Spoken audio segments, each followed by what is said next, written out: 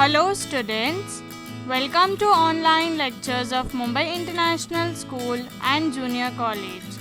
This lecture is for class 4, subject English, lesson Sultan Ghiyasuddin in the Qazi's court. Let's begin.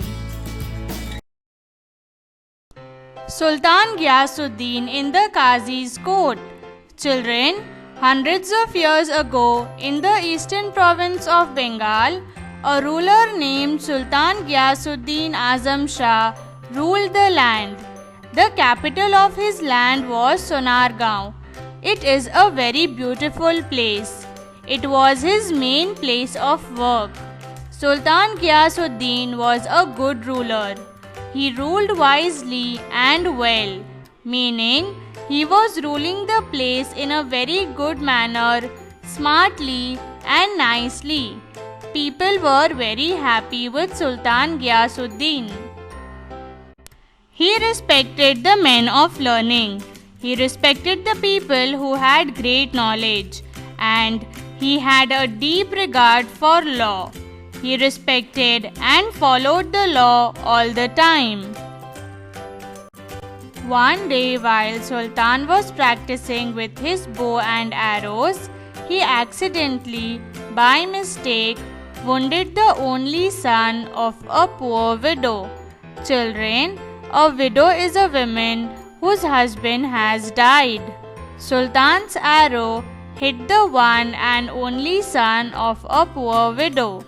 Unfortunately, the boy who was wounded, hurt by the Sultan's arrow, did not survive. He died. Weeping and wailing, the poor widow went to the Qazi and told him what had happened. Crying and sobbing long and loudly, the poor widow, whose child has died, went to the Qazi and told him everything. The Qazi was an honest and upright man. He was fair in all his decisions and he did not do wrong to anybody. So he sent an officer to summon Sultan to his court. He sent an officer to give the summon a notice ordering Sultan to come to Qazi's court. When the officer reached the palace, the guards stopped him and inquired about his business, asked the reason for his visit. When they got to know that he had come to serve the summons on the Sultan, when they learnt that he had come to give order to the Sultan to come to the Qazi's court, the guards were shocked. They refused to let him go inside the palace. They did not allow him to go inside the palace. The officer was now in a fix. The officer was now in a difficult situation as the guards did not allow him to go inside the palace. But he knew that he cannot go back without giving the summons to the Sultan. The officer knew quite well the Qazi would not take him in his court if he returned without giving the summons. He had to find a way of reaching the Sultan. But what could the officer do now? He thought and thought. He was thinking of some way to reach the Sultan. Then the officer got an idea. At last, he began to sound the azan, the call for the prayer. He started to give azan loudly outside the palace. But it was not yet time for the prayer, as azan is given at a specific time. When the Sultan heard the loud untimely call for azan, he was very surprised.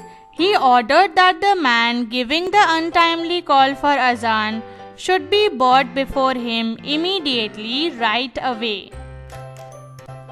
His soldiers then rushed, quickly ran out of the palace gates, caught the officer and took him to the Sultan within moments. The soldiers quickly ran out and took the officer to the Sultan in no time. When the officer knelt before the Sultan, he was trembling with fear. Children, The officer was very scared of the Sultan and he was shaking with fear. But he mustered all his courage. He gathered all his courage and explained the Sultan the reason why he had given the untimely call for azan. Then with shaking hands, he gave the summons to the Sultan. Sultan Ghiyasuddin took it without making any comment. He took it without saying anything. The Sultan read the summons and told the officer to go back to the Qazi, and he announced that he would appear in the Qazi's court the next day.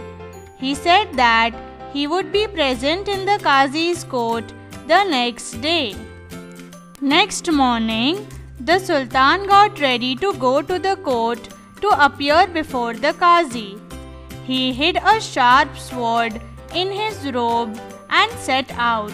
Sultan Ghiyasuddin kept a sharp sword in his robe and left for Qazi's court. The courtroom, the Qazi's court, was packed with people. Everyone was eager to see what would happen.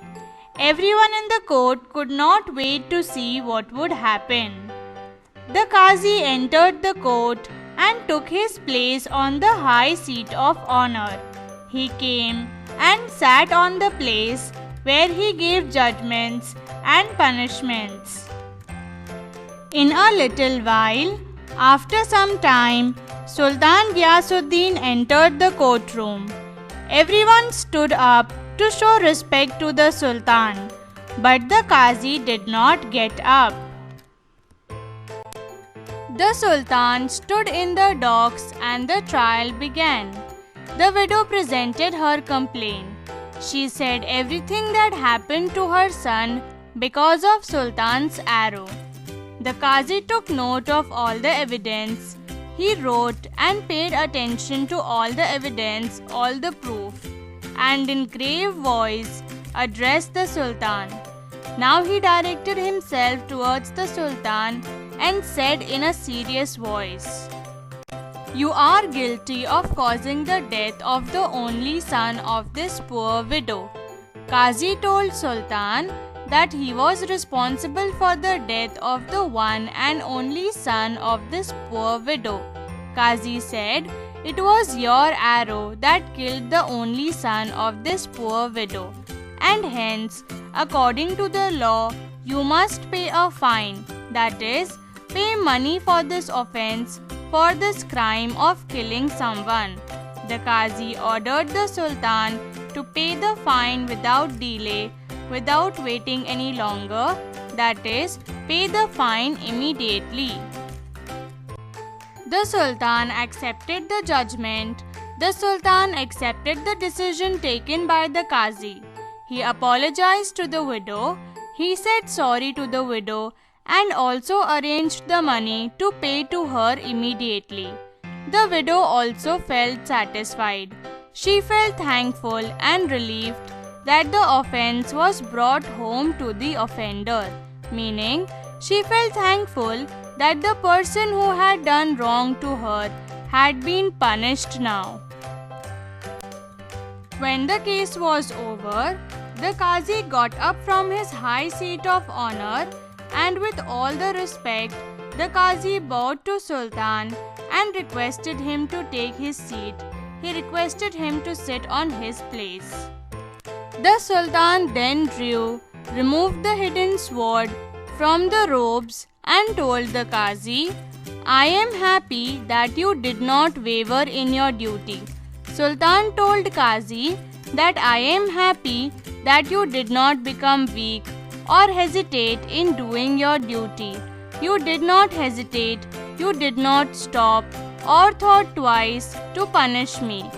Otherwise, I would have beheaded you with this sword." Sultan said that if you would have not done your duty, I would have cut your head with this sword. The Qazi then put his hand under the cushion where the Sultan was seated and brought out a whip. "Children, this is a whip." Qazi said, "Your Majesty, my lord, I am happy because you obeyed the law. I am happy that you accepted my decision. Otherwise, I would have whipped you in this court. Otherwise, I would have hit you with this whip in the court." The Sultan got up and embraced the Qazi. The Sultan hugged the Qazi and said, "Thank God we both did our duty." Everyone present in the courtroom praised the two great men, said good things about them, as the Sultan did not take advantage of being the king, and the Qazi also punished the Sultan even though he was the ruler of the land. In this way, the widow also got her justice, and these two great men proved that there is nothing above law, not even the king, and hence the people praised the Sultan and the Qazi. This was all about the lesson Sultan Ghiyasuddin in the Qazi's court.